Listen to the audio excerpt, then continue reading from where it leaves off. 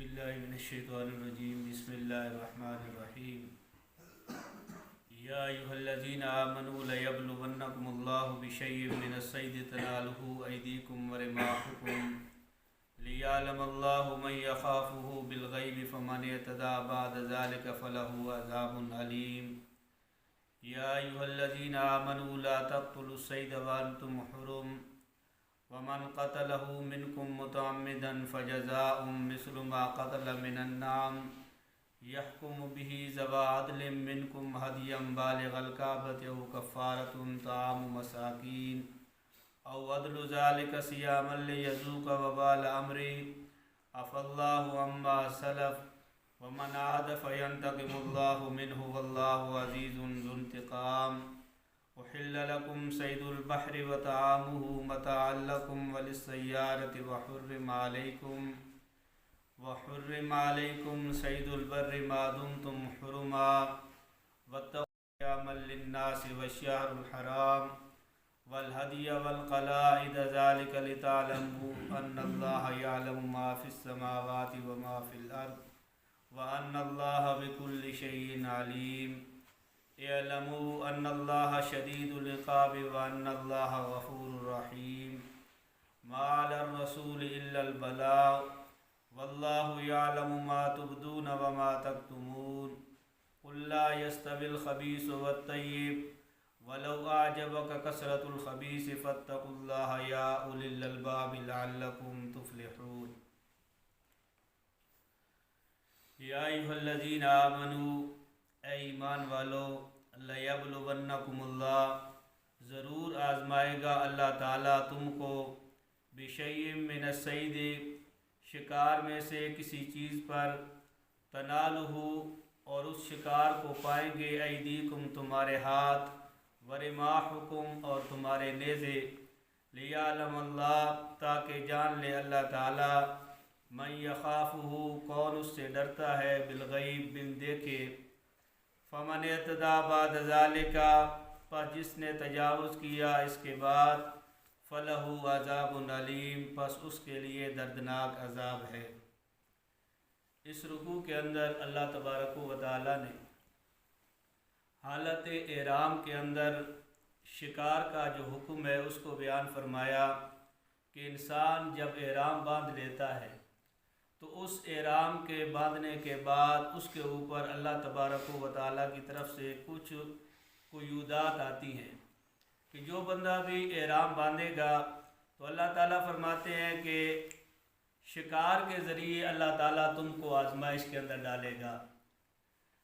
اب یہی آزمائش بنی اسرائیل کے اوپر آئی تھی کہ بنی اسرائیل ان کا جو معاشی زندگی تھی، ان کی جو گزران تھی وہ شکار کے اوپر تھی، مچھلیوں کا شکار کرتے تھے اور اسی کے ذریعے اپنا پیٹ پالتے تھے، اور ان کی جو بستی تھی وہ دریا کے کنارے کے اوپر تھی۔ تو اللہ تبارک و تعالیٰ نے ان کو حکم دیا کہ 6 دن تم شکار کر سکتے ہو، اور ہفتے کا جو دن ہوگا جیسے ہمارا جمعے کا دن ہے عبادت کا دن، جس کو اللہ تعالیٰ نے افضل ترین دن بنایا، دنوں کا سردار بنایا، ان کی شریعت کے اندر ہفتے کا دن تھا۔ ہفتے کے دن ان کو حکم یہ تھا کہ تم نے اللہ تعالیٰ کی عبادت کرنی ہے اور اس دن تم کوئی شکار نہیں کر سکتے۔ اب اللہ تعالیٰ انسان کو جب آزماتے ہیں تو اس کے لیے کوئی نہ کوئی اللہ تعالیٰ ذریعہ بنا دیتے ہیں۔ جس طریقے سے انسان کو مال ملتا ہے نا تو انسان یہ سمجھتا ہے کہ میں بہت بڑا ہو گیا ہوں، حالانکہ مال اس کے لیے آزمائش ہوتا ہے کہ اب یہ مال کس طریقے سے خرچ کرے گا۔ اسی طریقے سے اللہ تعالیٰ نے ان کو جو آزمائش کے اندر ڈالا تھا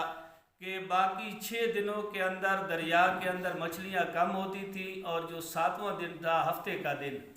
اس کے اندر مچھلیاں زیادہ نکل آتی، اور اس انداز سے نکلتی تھی کہ وہ اپنا منہ پانی سے باہر نکالتی تھی، اور یہ جب دیکھتے تھے کہ پورے ہفتے کے اندر اتنی مچھلیاں نہیں آتی، ایک دن کے اندر اتنی مچھلیاں زیادہ آ جاتی ہیں، تو اب ایسا ہیلہ اختیار کر لو کہ دین بھی باقی رہے اور ہمارا مقصد بھی پورا ہو جائے۔ تو انہوں نے یہ ہیلہ کیا کہ دریا کے کنارے کے اوپر چھوٹے چھوٹے گڑھے بنا دیے اور ہفتے کے دن جا کر اس کے اندر پانی کھول دیتے، اب ان کے ذہن کے اندر یہ بات تھی کہ ہم شکار تو نہیں کر رہے نا، ہم تو اپنے دین کا حکم پورا کر رہے ہیں، اللہ نے فرمایا کہ ہفتے کے دن شکار نہ کرو۔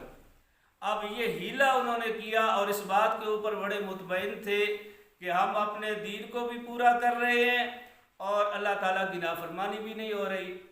تو ہفتے کے دن ان گڑھوں کے اندر مچھلیاں گر جاتی اور اتوار کے دن جا کر یہ ان مچھلیوں کو پکڑ لیتے۔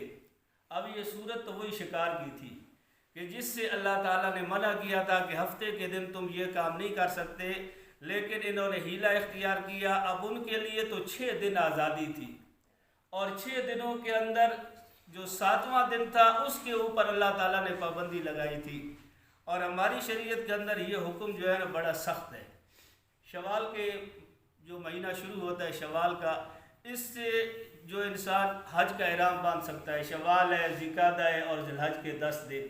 اب یہ 2 مہینے اور 10 دن، آج کے زمانے کے اندر تو اللہ تعالیٰ نے آسانیاں پیدا کر دی، ہوائی جہاز کا زمانہ ہے، ورنہ پہلے جو لوگ حج کرتے تھے سمندری سفر کے اندر وہ 2 مہینے سمندروں کے اندر ہوتے تھے۔ اب احرام باندھا ہوا ہے، کتنی مشکل تھی۔ اور جب انسان احرام باندھ کر حرم پاک کے اندر جاتا ہے تو حرم پاک کے اندر شکار زیادہ آ جاتا ہے، جنگلی جو ہے گائے وہ آ جاتی ہے، ہرن آ جاتے ہیں۔ اس طریقے سے عرب لوگ جو تھے ان کا مشغلہ بھی تھا شکار کرنا، وہ شکار بڑی خوشی کے ساتھ کیا کرتے تھے اور شکار کو کھانا بڑا پسند کرتے تھے۔ اب اللہ تعالیٰ نے یہ آزمائش ڈال دی کہ وہ بنی اسرائیل تو ہفتے کے اندر 1 دن اللہ کے حکم کو پورا نہ کر سکے، تو ان کو اللہ تعالیٰ نے سزا یہ دی کہ کونوا قردۃ خاسئین، تم ذلیل بندر بن جاؤ۔ اور 7 دن پھر یہ سارے جو اس طریقے سے نافرمان تھے وہ بندر بن گئے، تقریباً 7 دن وہ زندہ رہے، 7 دنوں کے بعد وہ سارے مر گئے۔ اب شریعت کے اندر اللہ تعالیٰ نے ہمیں جو حکم دیا کہ احرام کے اندر اب جب انسان احرام باندھ لیتا ہے تو اللہ تعالیٰ فرماتے ہیں کہ لَيَبْلُوَنَّكُمُ اللَّهُ بِشَيْءٍ مِّنَ الصَّيْدِ، اللہ تعالیٰ تم کو ضرور آزمائے گا۔ اب وہ آزمائش ایسی تھی کہ شکار عام سڑکوں کے اوپر آ جاتا تھا جس کو تنالہ ایدیکم، تمہارے ہاتھ آسانی کے ساتھ پکڑ سکتے ہیں۔ اس کو شکار کرنا اتنا آسان ہے کہ جب سامنے ایک ہرن پھر رہا ہو یا نیل گائے پھر رہی ہو تو اس کو کوئی مشکل نہیں تھا پکڑنا، کیونکہ یہ آزمائش کے طور پر آتے تھے۔ اللہ فرماتے ہیں کہ تمہارے ہاتھ ان کو پکڑ سکتے ہیں، وَرِمَاحُکُم، اور تم اپنے نیزوں کے ذریعے بھی ان پر حملہ کر کے شکار کر سکتے ہو۔ اور یہ اللہ تعالیٰ اس وجہ سے کرتا ہے کہ لِيَعْلَمَ اللَّهُ مَن يَخَافُهُ بِالْغَيْبِ، یہ آزمائش کیوں آتی ہے بندوں کے اوپر؟ جو اللہ تعالیٰ آزمائش بھیجتے ہیں اس آزمائش کا مقصد کیا ہوتا ہے کہ تاکہ اللہ تعالیٰ جان لے مَن يَخَافُهُ بِالْغَيْبِ کہ کون ایسا بندہ ہے جو بن دیکھے اللہ سے ڈرتا ہے۔ ایک طرف اللہ کا حکم ہے، اللہ نے فرمایا یہ کام نہ کرو، اب اللہ تعالیٰ نے آزمائش ڈال دی، انسان کو طاقت دے دی کہ اب یہ کیا کرتا ہے۔ اب جس بندے کے دل کے اندر اللہ کا خوف ہوگا وہ تو یہ کام نہیں کرے گا، کیونکہ اس کو پتہ ہے کہ اللہ تعالیٰ میرے ساتھ ہے اور اللہ تعالیٰ میری شاہ رگ سے بھی زیادہ میرے قریب ہے، وہ مجھے دیکھ رہا ہے۔ فَمَنِ اعْتَدَىٰ بَعْدَ ذَلِكَ، اور کوئی ایسا ہوگا جو کہے گا کہ چلو جی چلنے دو بعد میں دیکھی جائے گی، فَمَنِ اعْتَدَىٰ بَعْدَ ذَلِكَ، اس کے بعد تجاوز کرے گا، فَلَهُ عَذَابٌ عَلِيمٌ، تو جو بندہ یہ کام کرتا ہے کہ اللہ تعالیٰ کے احکامات سے آگے نکلنے کی کوشش کرتا ہے تو اس کے لیے اللہ تعالیٰ نے دردناک عذاب تیار کر کے رکھا ہے۔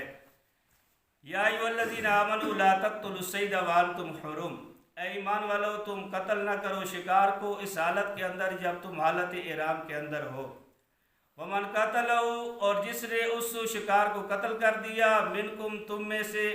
متعمدن جان بوجھ کر، فجزاء مثل ما قتل من النعم، اب جو بندہ اگر یہ کام کرے، ایک تو انہیں جان بوجھ کر کرنا اور ایک غلطی کے ساتھ کرنا، حالت احرام کے اندر دونوں صورتوں کے اندر جب انسان نے احرام باندھ لیا اور حرم پاک کے اندر موجود ہے تو اس کے لیے چاہے وہ جان بوجھ کر کرے یا بھول کر کرے تو اس کی سزا اللہ تعالیٰ نے یہ رکھی ہے کہ جو اس نے شکار کیا ہوگا، آپ شکار کیا ہے ہرن کو، تو 2 بندے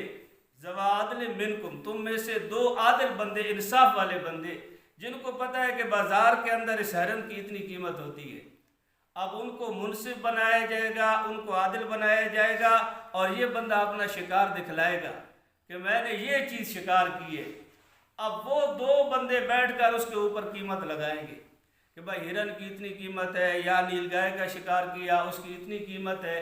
اب اس قیمت کے ذریعے پہلی چیز یہ ہے کہ من النعام، جانور اس قیمت کا خریدا جائے گا۔ اگر بکری کی قیمت اس کے برابر ہے، گائے کی قیمت اس کے برابر ہے، بھیڑ کی ہے یا اونٹ کی ہے، جو پالتو جانور ہوتے ہیں گھروں کے اندر ہوتے ہیں جن کی انسان قربانی کرتا ہے۔ اب جو اس نے شکار کیا ہوگا،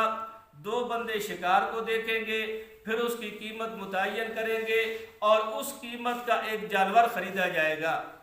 اگر اس قیمت کی بکری آتی ہے بکری خرید لی جائے گی، بھیڑ آتی ہے بھیڑ خرید لی جائے گی، اونٹ خرید لیا جائے گا، یا اسی طریقے سے گائے خرید لی جائے گی۔